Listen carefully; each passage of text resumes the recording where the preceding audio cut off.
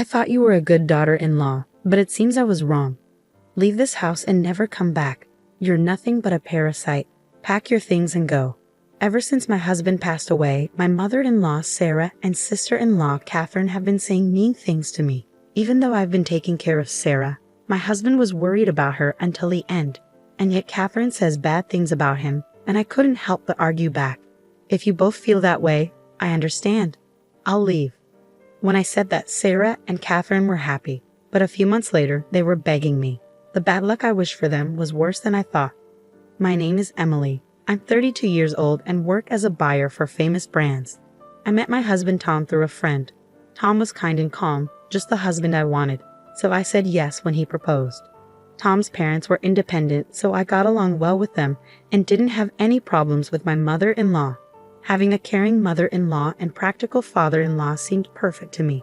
Tom worried about his mom's financial future because she didn't think much about money. He thought it would be fine as long as his dad, who was responsible with money, was healthy. Tom also had an older sister, Catherine, who was divorced and lived alone. He figured she'd take care of their parents later on. But Tom didn't fully trust Catherine. I'm worried about giving our family money matters to Catherine. Why? There were problems before.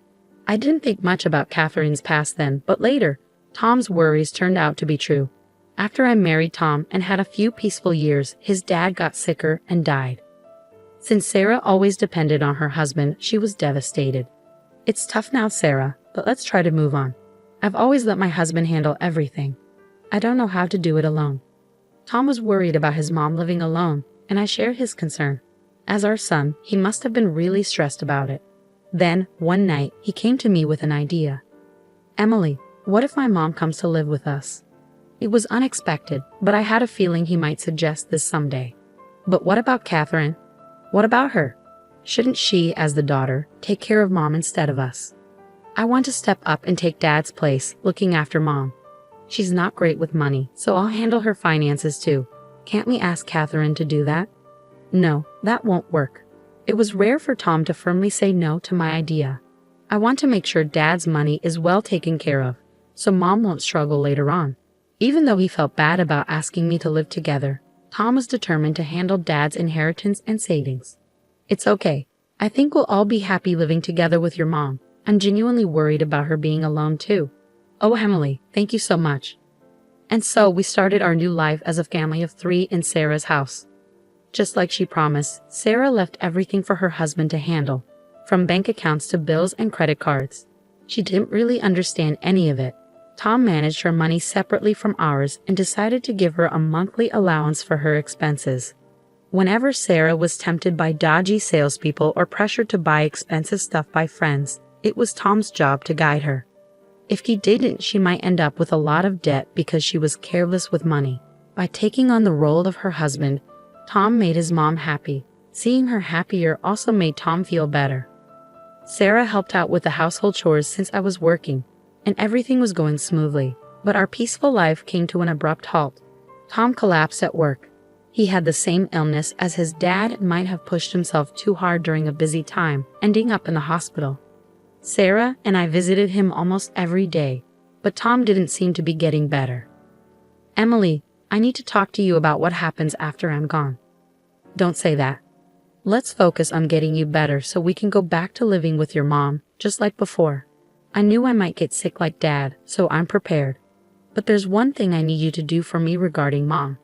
Trying to hold back tears, I listened closely to my husband's last request. A few weeks later, Tom passed away. Dealing with telling relatives, sorting things out with his job, and planning the funeral kept me busy and distracted from the grief. Once everything was settled, I remembered what Tom had asked of me.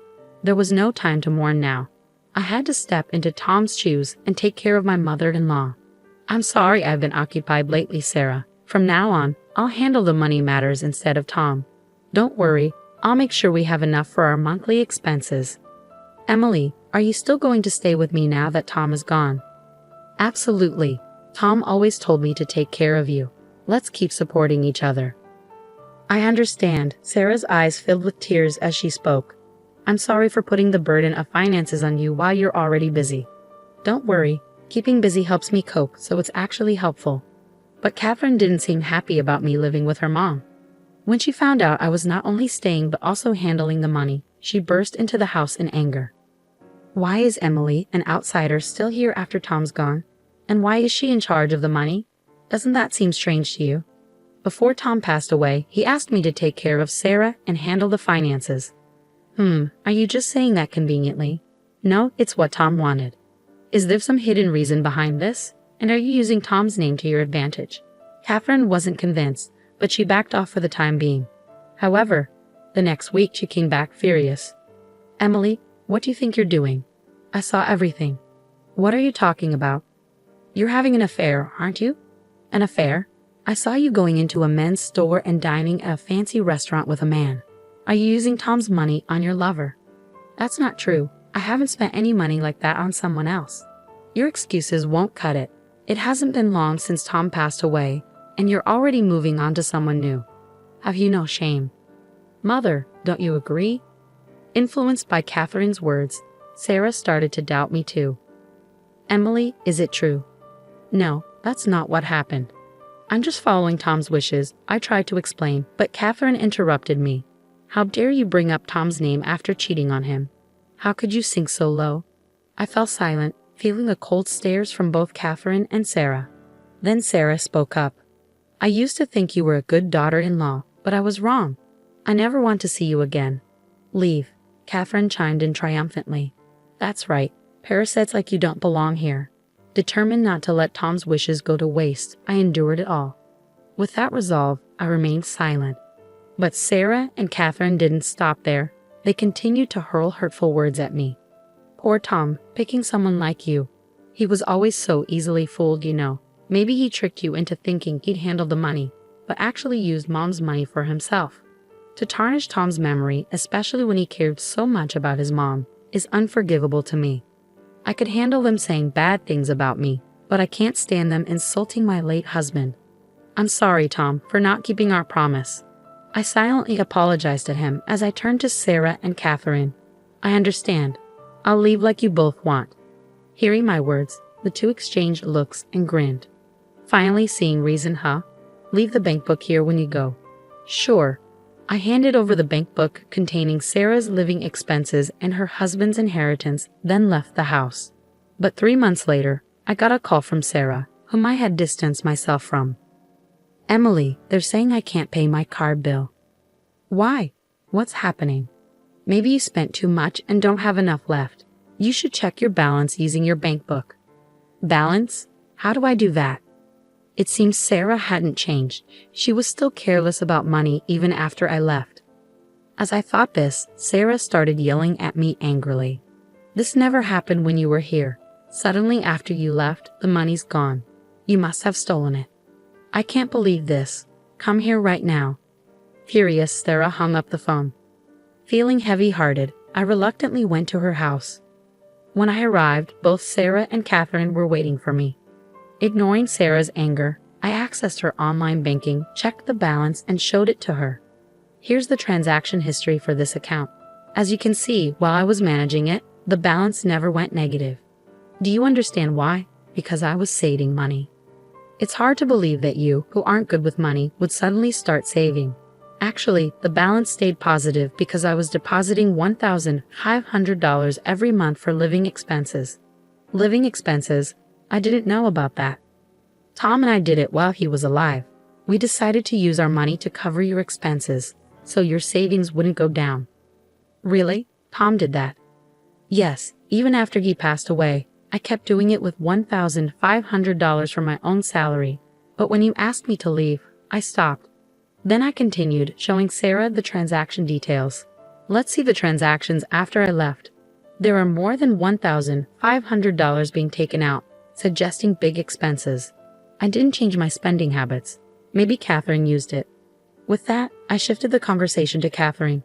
Looking at the details, there were card payments at fancy stores and restaurants. I can't picture Sarah spending money at those places. Catherine, do you have any clue? It wasn't me, but I can't think of anyone else who might have used it but you. Could it be you? Did you secretly use a family card or something? I've seen you at those shops and restaurants before. Even now, you're still using Mom's money. How low can you go? Can you just stop? I was there for work. The meals were for a meeting with a shop owner. Just because I say it's for work, you think you can't trust me? Fine, let's confirm it right now. I immediately called the shop owner. Thank you for always helping us out. Yes, it was last Friday, and the item was... Well, I was checking some details on the phone. Catherine just stared blankly. Thank you. Can you include that as well? Oh, I see. After ending the call and checking my email, I showed Catherine and Sarah the attached photo. It showed Catherine shopping at the store. What's this? Catherine looked shocked as she saw the photo. It seems the security camera caught you, Catherine, buying these luxury items. When I spoke to the shop owner, they confirmed it right away. I'm pretty sure the person in this photo is you. Don't you agree? Catherine was speechless. The shop owner also mentioned that items matching the ones you bought have been showing up at pawn shops lately. The dates and items match the ones when you use the card, right? Catherine's voice shook, and she seemed confused. Sarah, looking puzzled, asked Catherine, but why go through all this trouble? Buying something and then selling it to a pawn shop right away. Since Catherine didn't seem willing to answer, I spoke up. She probably needed cash quickly. If she took it straight from the bank account, it would have been noticed right away. So you tried to frame me by shopping at my workplace, making it look like I was the one spending money, didn't you? Catherine couldn't defend herself and stayed silent. Meanwhile, Sarah seemed to have more questions and kept pressing Catherine. Catherine, why do you need so much money? Well, I had debts to repay, Catherine confessed quietly. But I added more to her confession. You didn't tell Sarah about it, did you? Do you know why Catherine got divorced? It was because of her debts. Tom often mentioned how troubled he was because Catherine kept asking to borrow money. This has been going on since before Catherine got married. Even after she got married, Tom complained that Catherine's spending habits hadn't changed. You had debts. Sarah then remembered something. The money your father left you, Catherine. I gave you a bank book with the inheritance in it, didn't I? Don't tell me even that money. At Sarah's request, I checked the balance of the bank account where the inheritance was kept. Sarah, the bank account is completely empty. What? Completely empty. But a few days after I left the house, all the money was taken out of the account. No, this can't be. Sarah collapsed to her knees, yelling at Catherine in anger. What's the problem? I had to meet my repayment deadline. My father would have let me, his daughter, use the inheritance however I wanted. I can't believe Sarah is so stunned. It seems Tom was right all along. He always said letting Catherine handle money was risky. He probably saw this coming. Sarah gave Catherine a stern look. That money wasn't just for me, you know. You got your share of the inheritance, right? Who uses someone else's money? You're the one taking advantage of this house.